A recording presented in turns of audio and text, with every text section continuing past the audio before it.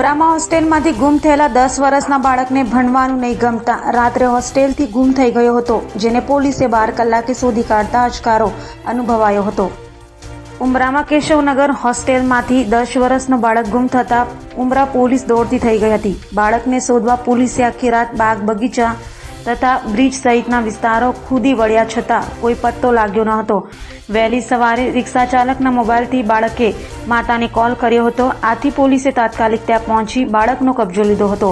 બાળક સહી સલામત મળતા પરિવારે અને પોલીસે રાહતનો શ્વાસ લીધો છે.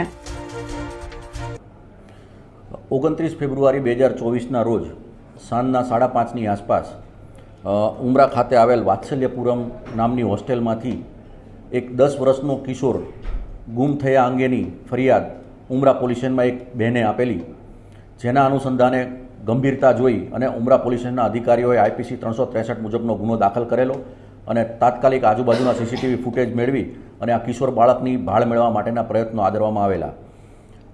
દરમિયાન આ કિશોર છે એ સહારા દરવાજા ખાતેથી એક રિક્ષાવાળા ભાઈને કિશોર મળી આવતા એણે થોડી સમજદારી દેખાવી અને એ બાળકની પૂછપરછ કરી અને બાળકનો મધરનો નંબર લીધેલો અને એના મધરને ફોન કરી અને એમના બાળક બાબતની જાણકારી આપેલી, જેથી આ બાળકને શોધી શકાયેલ છે. આ જે રિક્ષાવાળા ભાઈ છે સંદીપભાઈ તિવારી નાઓ એક જાગૃત નાગરિક તરીકેની ફરજ અદા કરી અને એક કિશોર વયના બાળકને મોટી દુર્ઘટના થતાં બચાવેલો છે.